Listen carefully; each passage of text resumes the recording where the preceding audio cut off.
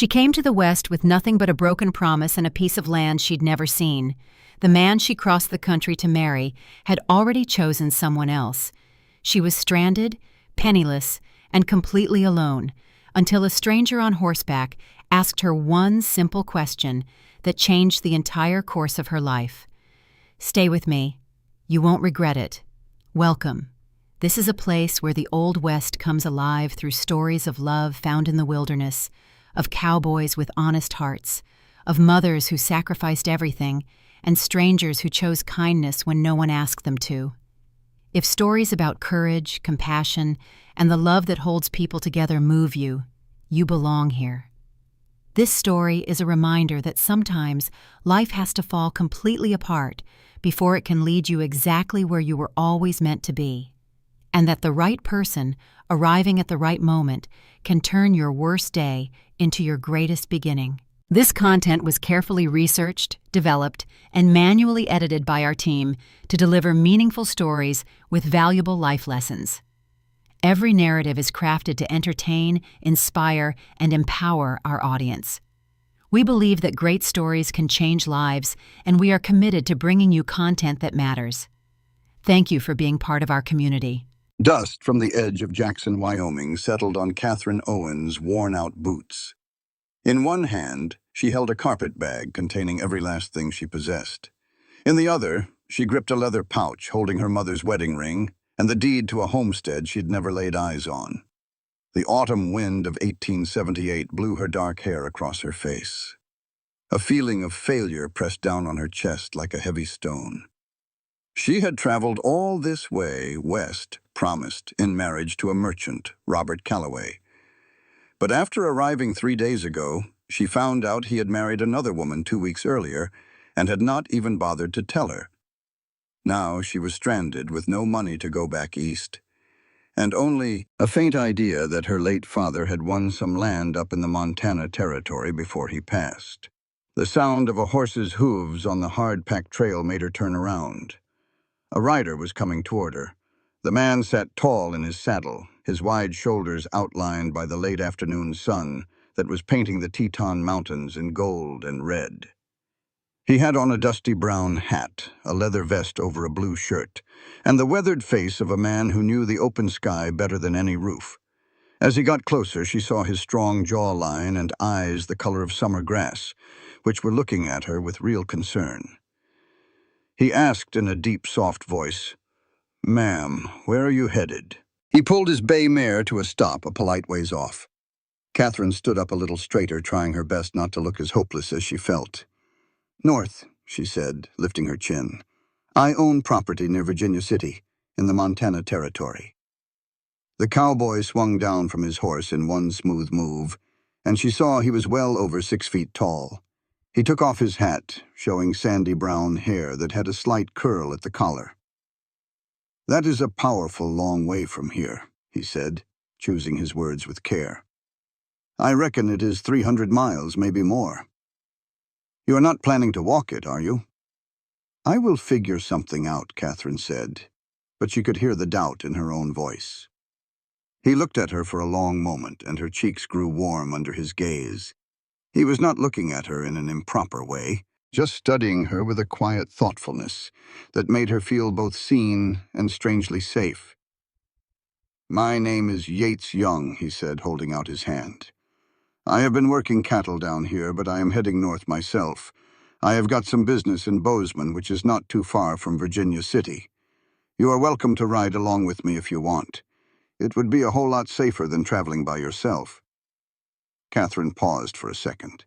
She could hear her mother's voice in her head, warning her never to trust strange men. But her mother had never been left broke and alone in the Wyoming Territory. With winter coming on fast, she shook his hand. She felt the tough calluses on his palm and the surprising gentleness in his handshake. "Catherine Owens," she said, "I would be very grateful for the company. But I need to tell you right now, I have no way to pay you for your help." Yates just shook his head and put his hat back on. "I did not ask for any pay, but you should know this trip will take us close to 2 weeks, maybe longer, and the weather can get real mean this time of year. We will have to travel steady, but we will have to travel safe." "I understand," Catherine said. A wave of relief washed over her so fast she felt tears well up in her eyes. She blinked them away, refusing to let him see her cry. Yates kindly pretended not to see a thing. "There is a general store that is still open. We ought to get you some proper clothes and supplies for the trail. I have enough money to cover it, and you can just pay me back once you are settled on your land." "I cannot take your charity," Catherine protested, even though the thin cotton dress she had on was no good for a long trip through the mountains. "It is not charity, it is just good sense," Yates said, his tone matter-of-fact. "You will slow us both down if you freeze to death, and I surely would not want that on my conscience." In spite of her troubles, Catherine could not help but smile at how plainly he put it. "Well, when you say it like that, I guess I do not have much of a choice." They started walking back toward town together, with Yates leading his horse by the reins. He carried himself with a quiet confidence that made it clear he was comfortable with who he was. Catherine found herself stealing a look at him every now and then as they walked. She had been promised to Robert Calloway for 6 months and had never even seen the man in person. Their entire courtship was done through letters that her aunt had arranged. She had thought she was in love with his beautiful words and his promises of a good life in a new town. Now she understood that she never knew the man at all. What she had felt was not love. It was just a desperate need to get away from her life in Boston. Inside the general store, Yates was as good as his word. He bought her some sturdy canvas pants, a wool coat, a good pair of boots, and a hat with a wide brim. He also bought bedrolls, dried food, and everything else they would need for the trip. The man behind the counter was thin and had suspicious eyes, and he looked at Catherine with clear disapproval. "Does your husband know you are running around in men's clothes?" he asked while he wrapped up her things. "She is not married, and that is none of your business," Yates said, his voice low. But there was something in the way he said it that made the storekeeper's mouth snap shut, and his hands start moving a lot faster. Once they were outside, Catherine turned to Yates. "Thank you," she said quietly, "for sticking up for me in there. I do not just mean for the supplies." He looked a little surprised, like it never crossed his mind to do anything different. "That man had no call to speak to you that way," he said simply. "Meet me at the livery stable at sunrise. I will have a horse ready for you, and we can get an early start." That night, Catherine stayed in the same boarding house, where she had spent the last 3 awful days. She put on the new traveling clothes Yates had bought for her and was amazed at how easily she could move in the pants. She braided her long hair into a tight braid and tried to get some sleep. But her mind kept going back to the green-eyed cowboy who had shown up like a miracle right when she needed help the most. She told herself not to be a fool a second time, and not to think his simple kindness was anything more than what it was. The sky in the east was just starting to get light when Catherine got to the livery stable the next morning. Yates was already there, checking the saddle on a gentle-looking gray mare. "This here is Daisy," he said, giving the horse a pat on the neck.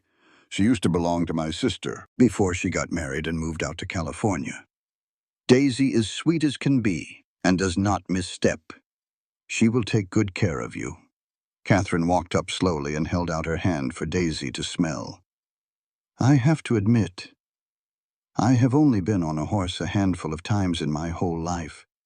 In Boston, we always took carriages." "Daisy will teach you better than I ever could," Yates said. "Just hold on steady and trust her. She has been through these mountains more times than I can even count." As the sun came up over the peaks, they rode out of Jackson and headed north. The morning air was crisp and cold, and Catherine could see her breath in front of her, but the wool coat kept her warm. Yates kept them at a comfortable pace, and he often looked back to make sure she was doing all right. The land all around them was so beautiful it took her breath away. They rode through huge meadows and into pine forests with the mountains rising up like giant church steeples on both sides of them. By noon, Catherine's legs were aching from holding onto the saddle, and her back was stiff, but she was determined not to say a word. Still, Yates seemed to know she was getting tired, and he called for them to take a break next to a small creek. He helped her get down, and Catherine's legs felt so weak they almost gave out when her boots hit the dirt. "It gets easier after the first couple of days," Yates said, handing her a canteen of water. "Your body just has to get used to it." They sat down on a fallen log and ate some dried beef and hard biscuits. Catherine watched Yates out of the corner of her eye as he looked out at the land with a peaceful look on his face. He had a quietness about him that she found very calming, especially after all the years she spent in her aunt's crowded house in Boston, where there was always noise and social events to attend. "Can I ask you something?" Catherine finally said. Yates turned toward her and nodded. "Why are you helping me? You do not know anything about me. I could be anybody." He thought about that for a moment, taking a long drink from his canteen before he answered. "My mother passed away when I was 12, he said slowly. She and my sister and I were traveling from Missouri to Oregon to meet up with my father. He had gone on ahead to get a homestead started. She got sick on the trail, and by the time we made it to Fort Bridger, she was too weak to keep going. A man there, a trapper named Samuel, he took us in. He looked after my mother for 3 weeks, and when she died anyway, he let me and my sister stay with him for the whole winter. He fed us and clothed us and taught me how to work with horses and leather. When spring came, he paid for us to travel with a wagon train to Oregon." Yates stopped for a second, his jaw tight like the words were hard to say. "I asked him why he would do all that for people he did not even know.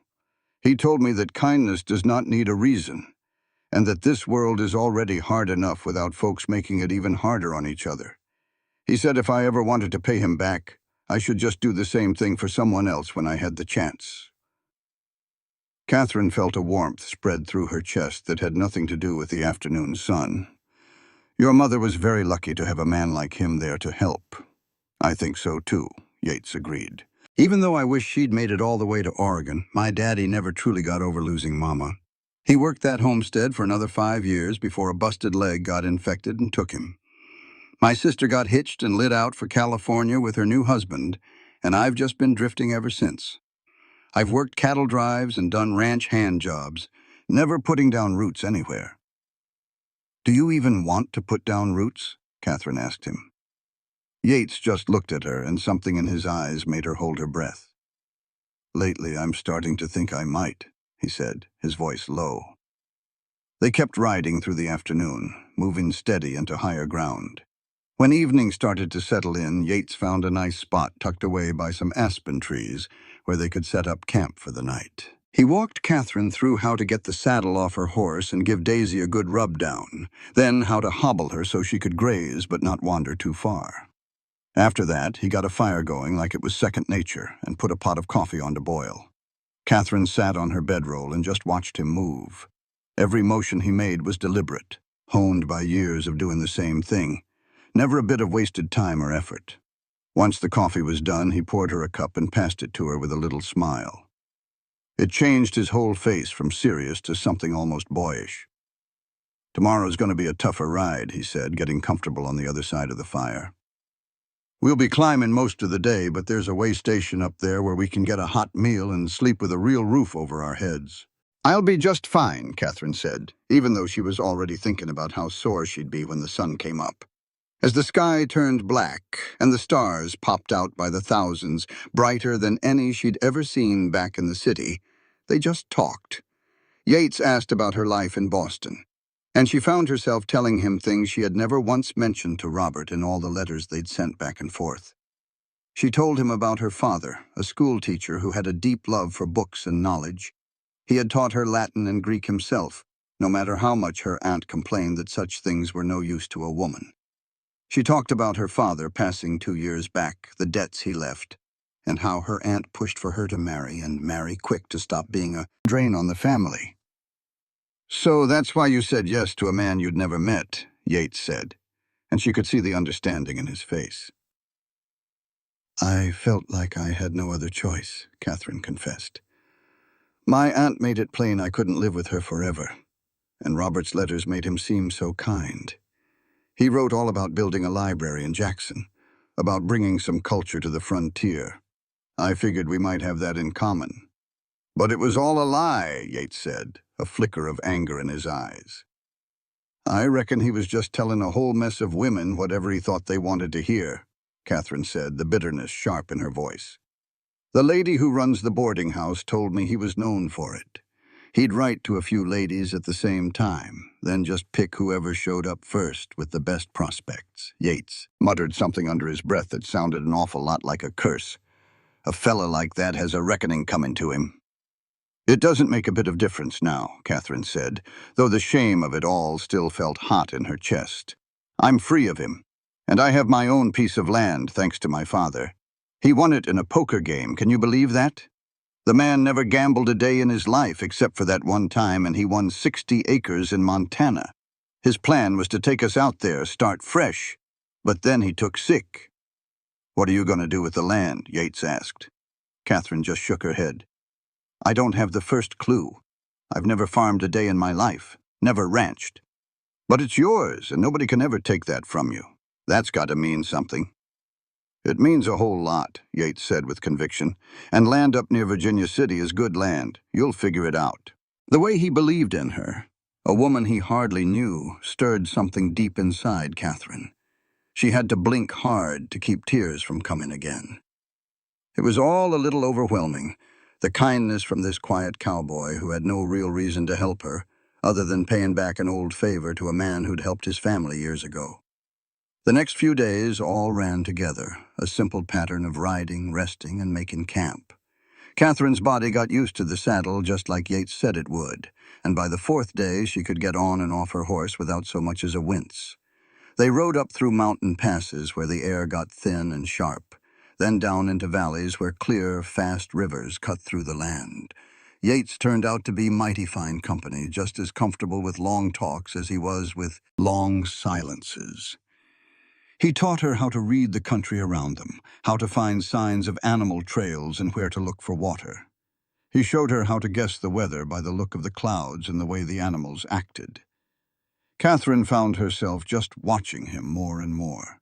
She noticed the little lines that formed around his eyes when he smiled, how gentle he was with the horses, and the quiet skill he showed with every problem they came across. Whenever they passed other travelers, usually rough-looking men whose eyes lingered on Catherine, Yates would naturally put himself right between her and them, without ever making a big show of it. She started to feel a kind of safe she'd never known before, not even back in the so-called civilized streets of Boston. On the seventh night, they made camp next to a lake so still it looked like a mirror for the mountains. After they finished eating and the fire had burned down to glowing embers, Yates took a harmonica out of his saddlebag and started to play. The tune was lonesome but sweet, and it drifted out across the water like a quiet prayer. Catherine sat there completely captivated, watching his face in the firelight. His eyes were closed, and he looked peaceful. When he was done, she finally found her voice. That was beautiful. Where did you learn to play like that? My mama taught me, Yates said, just turning the harmonica over and over in his hands. This was hers. She always said music was like medicine for a soul that's grown tired. She was right about that, Catherine said, her voice just a whisper. Yates looked up at her then, and in the light of the fire his eyes looked dark and serious. Catherine, there's something I ought to tell you. Her heart started to beat a little quicker. What is it? I didn't just help you because of what Samuel did for my family, he said, taking his time with the words. I mean, that's a part of it, sure. But when I saw you standing there at the edge of town looking so stubborn but so lost all at once, I felt something I haven't felt in a long time. Like I was supposed to be right there in that exact moment. Like it was important. Catherine felt like she couldn't get a good breath. Yates, I don't understand.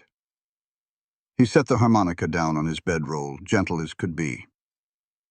I'm not saying this right.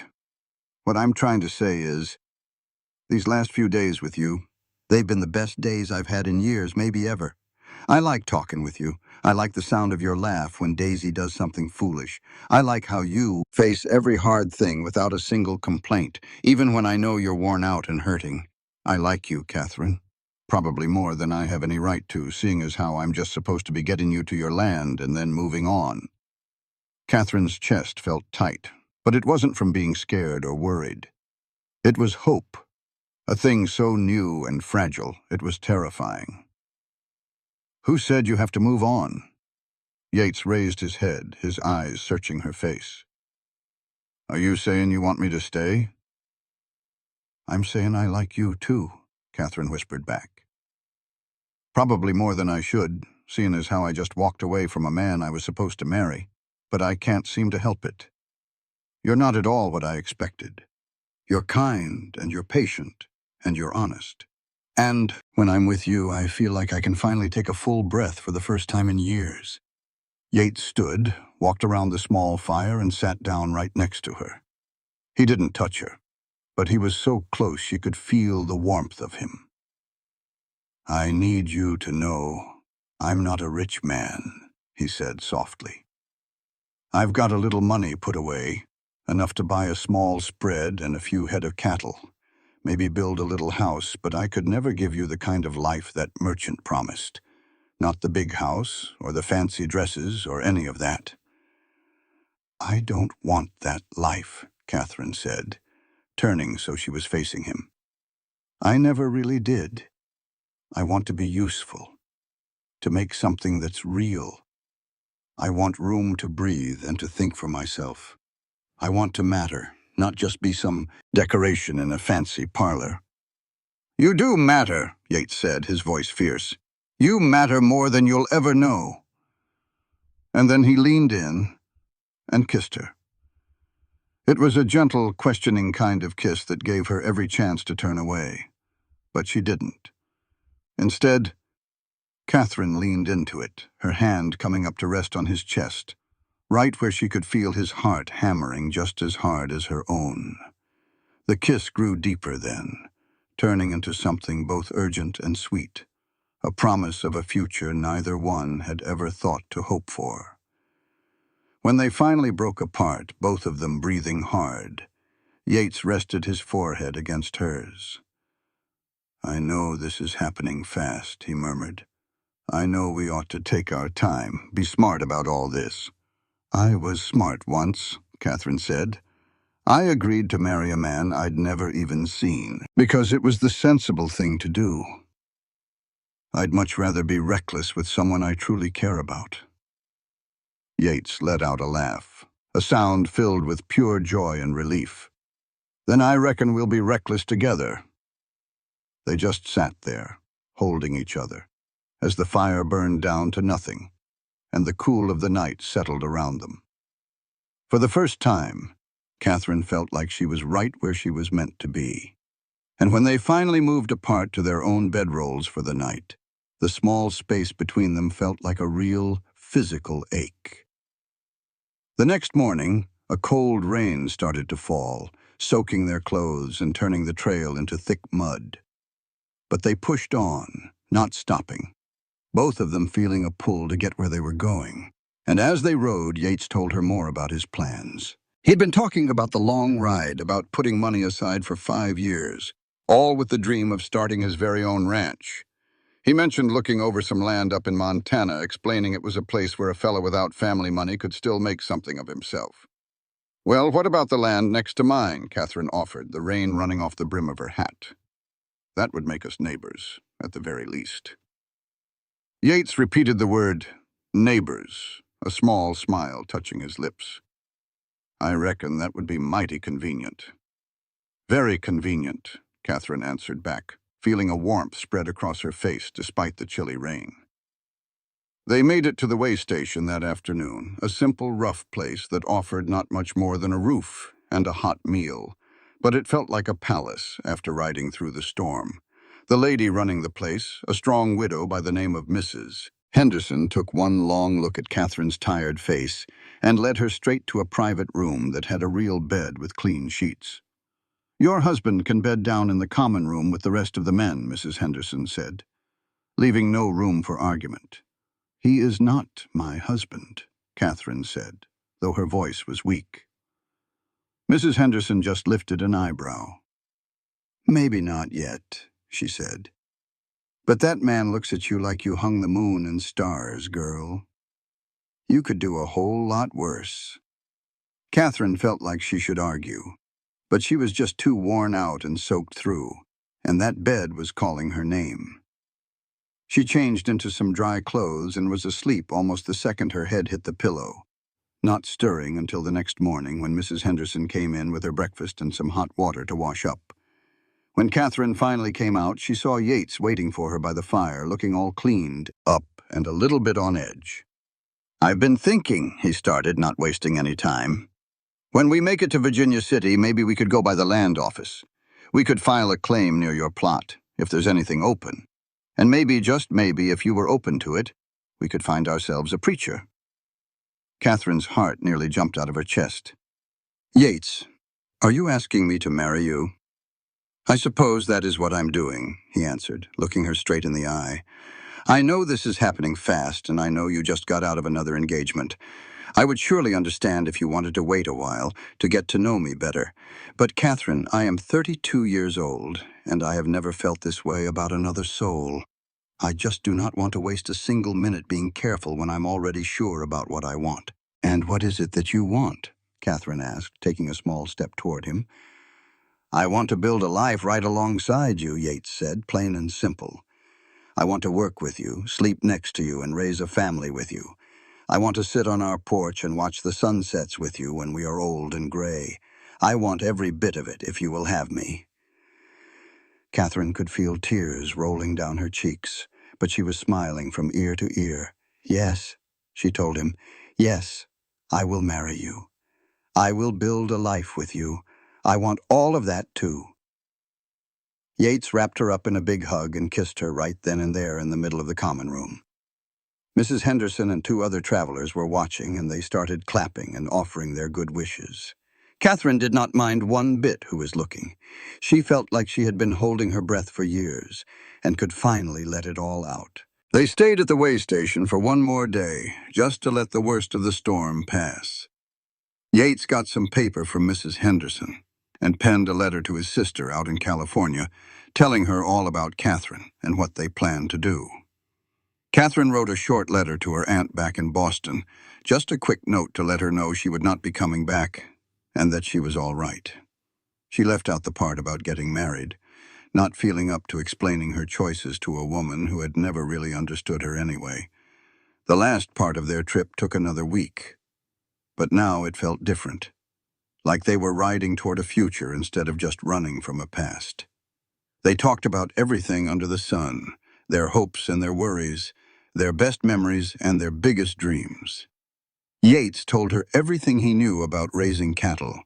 He spoke of all the things he had picked up, the new ways of farming he was eager to try.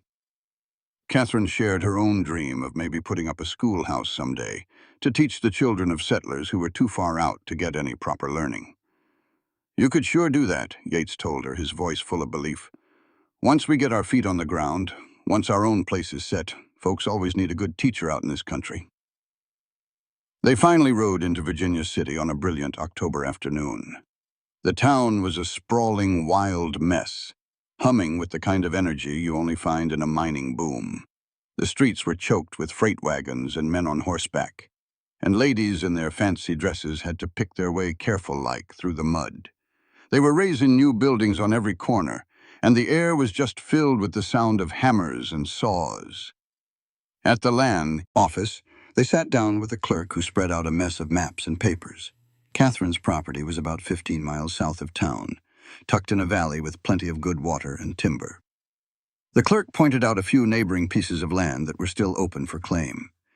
Yates looked them over real close before picking out a quarter section that shared a fence line with Catherine's own plot. "Now you'll have to prove up this claim," the clerk warned them. "That means building a house, working the land, and living on it for 5 years straight." "That is exactly what I aim to do," Yates said, his voice steady and sure. As the clerk wrote up the documents, Catherine had to clasp her hands together to keep them from trembling. It was finally happening. It felt more real than it had during all those long days on the trail. She had her own land. She was going to have a home. And if everything worked out the way they hoped, she would have a husband to share it all with. They located a preacher that very evening, a Methodist minister who said he would be happy to marry them the next morning. Catherine stayed the night in a boarding house, and it was the first time she had been by herself since she had left Jackson. She found she could not get to sleep at all. She just kept thinking about the huge step she was about to take, marrying a man she had only known for less than 3 weeks. But any time a sliver of doubt tried to creep into her mind, she would remember the way Yates looked at her, the patience he had always shown, and the kindness that just seemed to be a part of his very nature. She thought about how he made her feel safe and truly seen, and how he valued her in a way no one ever had before. In the morning, she put on the best outfit she had, a simple blue dress that really made her eyes pop. She braided her hair and pinned it up neatly, then looked at herself in the little mirror, trying to see the woman who was staring back. She felt different, somehow stronger and more real than the worried girl who had first shown up in Jackson nearly a month before. The wedding was a simple affair, held right there in the church with just the minister's wife and a couple of strangers for witnesses.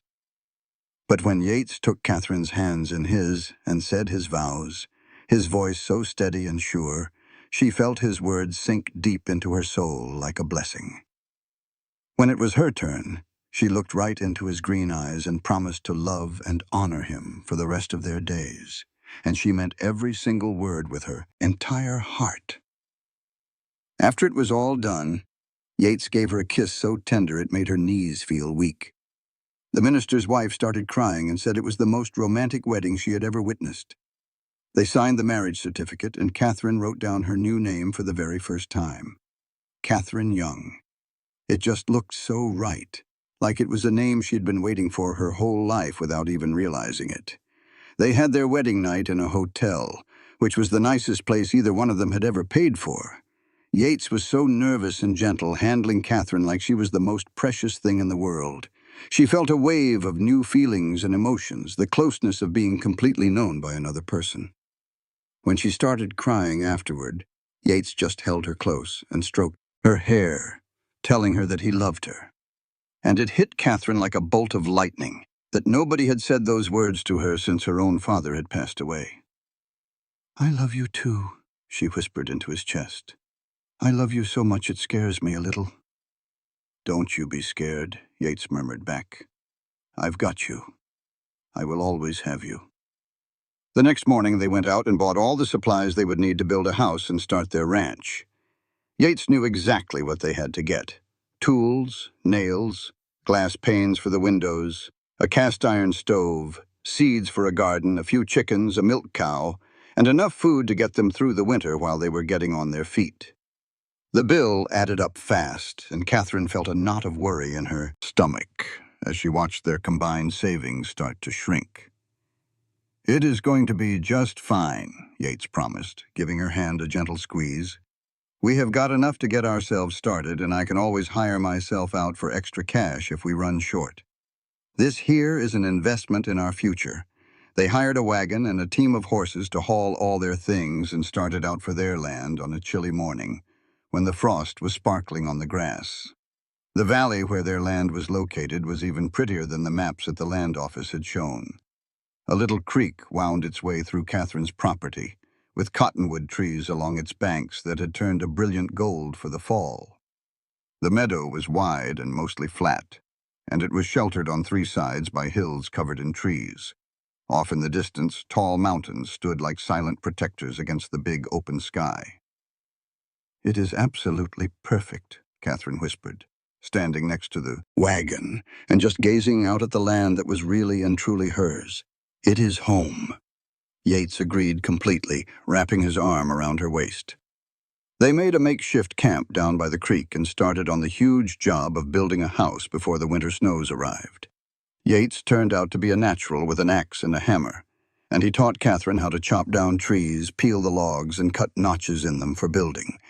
The work was harder than anything she had ever done, and they were both completely worn out by the time the sun went down each day.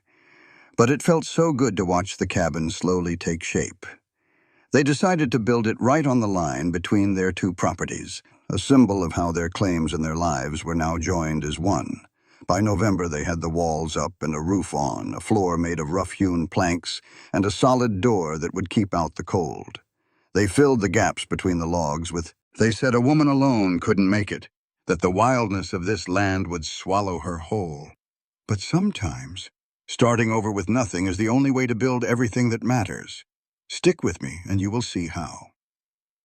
Catherine and Yates chinked the cabin walls with a mix of mud and moss, got the stove settled in, and put together a simple bed frame. Yates filled it with pine boughs to serve as a mattress until they could afford something better.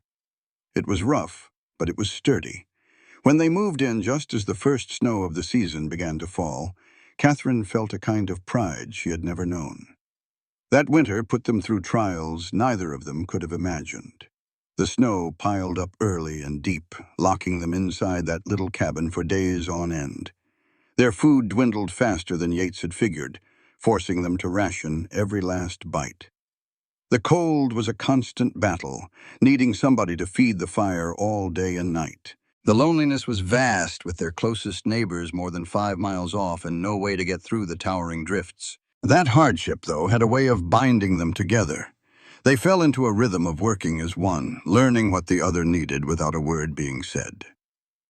They found ways to laugh at little mishaps and drew comfort just from being in the same room. Yates taught Catherine to play his harmonica, and her clumsy first notes made them both laugh so hard they had tears in their eyes. Catherine would read aloud from the one book she had brought, a book of poems from her father. Yates would listen with his head resting in her lap as she gently ran her fingers through his hair. Then, in February, when they were down to their last sack of flour and the cabin walls felt like they were shrinking, Catherine found out she was pregnant. She broke the news to Yates on a bitterly cold morning, watching his face, unsure of what she would see. He just looked at her for a long moment, and then let out a joyful yell so loud it made her jump. He swept her up in his arms and spun her around, covering her face in kisses while she laughed and begged him to put her down. "A baby?" he kept repeating, his voice full of pure wonder. "We are really going to have a baby."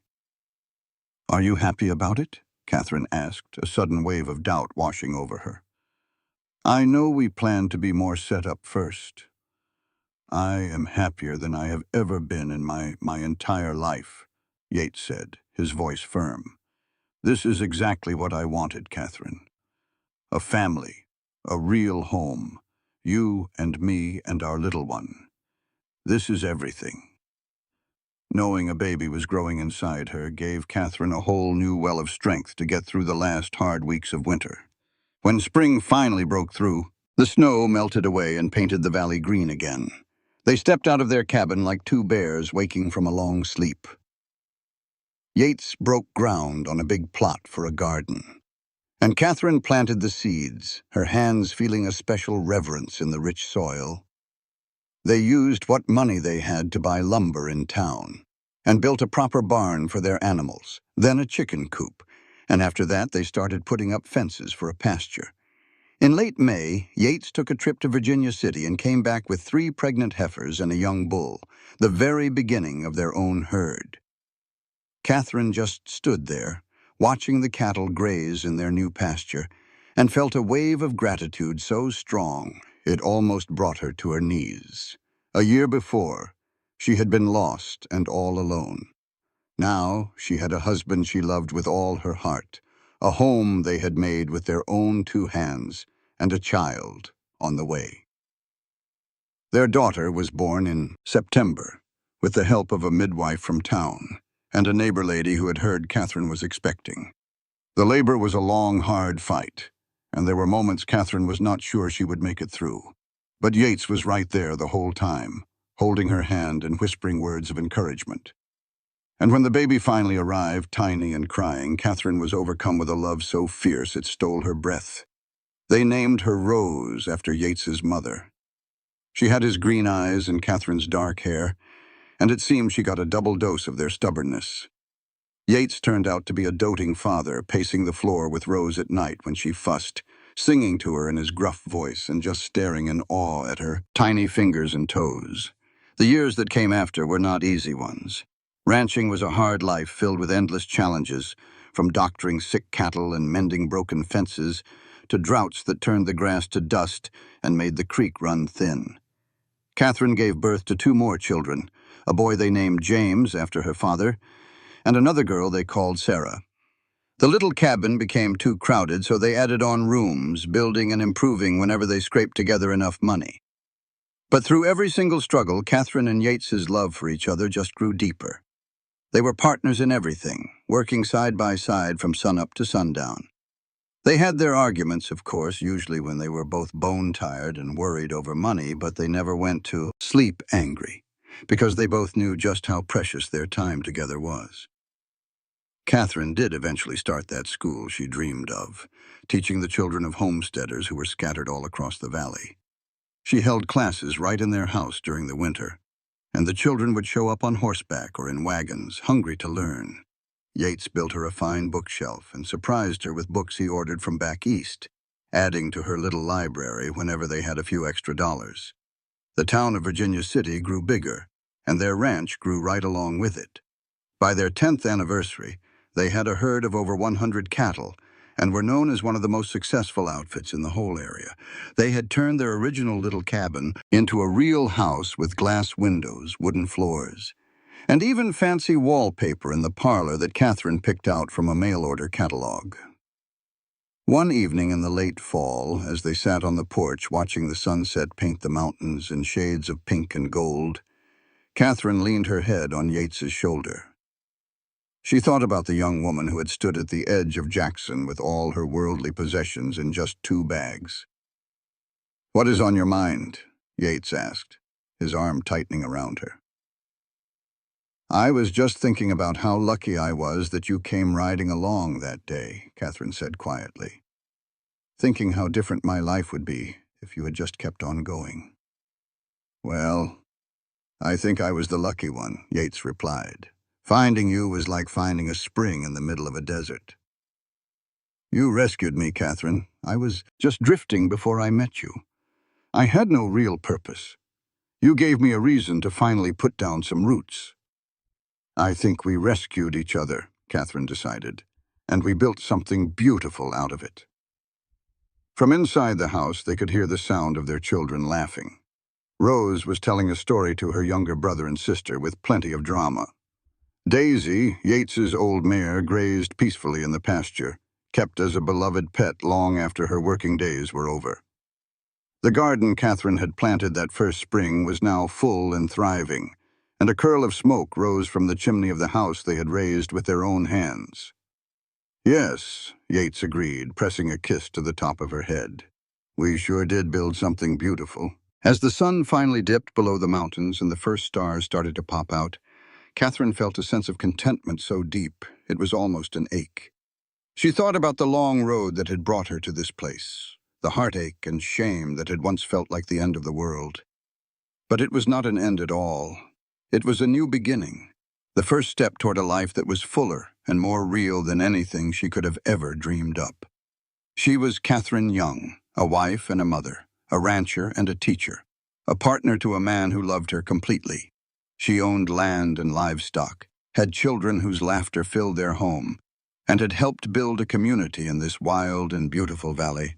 She had finally found her place in the world, and it was right, where she was supposed to be. The years kept rolling by, bringing their share of happiness and sorrow just as years always do.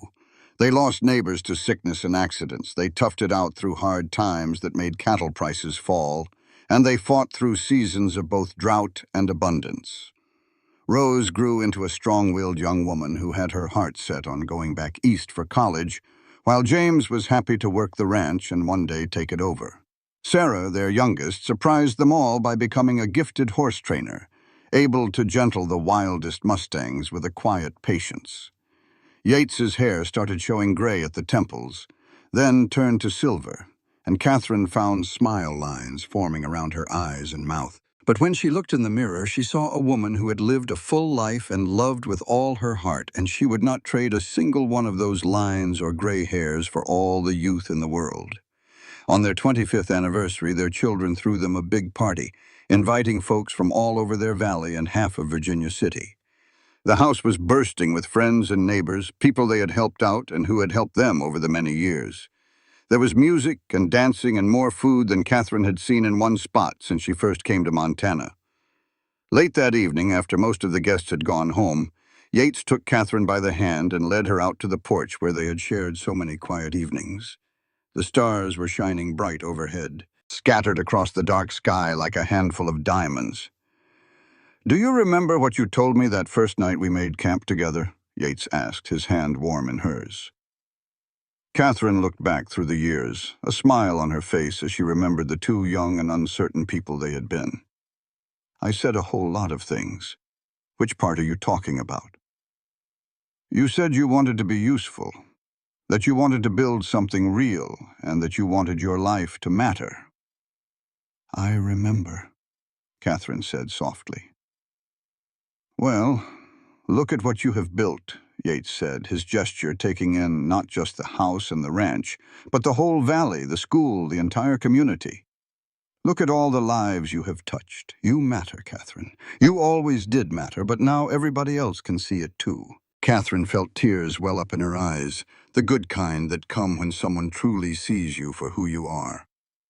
"We built it together," she reminded him. "Everything we have, we made as partners." "The best partnership a man could ever ask for," Yates said, pulling her into his arms. "I would do it all over again in a second, every single hard day, every tough season, just to end up right here with you." They stood there, holding each other under the vast Montana sky. And Catherine thought about the question Yates had asked her all those years ago. "Where are you headed, miss?" Back then, she thought she was headed for a piece of land, toward a future she could hardly picture. But she knew now that she had been headed toward this man, this life, and this love that had only grown truer and stronger with each year that rolled by. She remembered standing at the edge of that brand new town with nothing to her name. And then that cowboy, the one who pulled up his horse to ask where she was headed, he gave her every single thing that truly mattered. He gave her a home and a family. He gave her a true partnership and his respect. And he gave her a love that saw her through all the good and bad that life threw at them. As they stepped back into the house together, Catherine looked over her shoulder one last time at the valley spread out below, all silver under the moonlight. Tomorrow she would wake up next to the man she loved. She would tend to their ranch, and maybe help one of the students who was having a hard time with his numbers. She would fix supper for her family and sit right here on the porch while the sun went down. She would get to live one more day in this life she had made from scratch, and she would feel blessed for every last second of it. She finally understood that this was where she was headed the whole time. It was not to a place on a map, but to a person. It was not just about the land, but about the love. And she had found precisely what her soul needed, right when she needed it the most. Standing there at the edge of town with all she owned in the world, when a cowboy with green eyes rode up and asked a simple question that went on to change her whole life.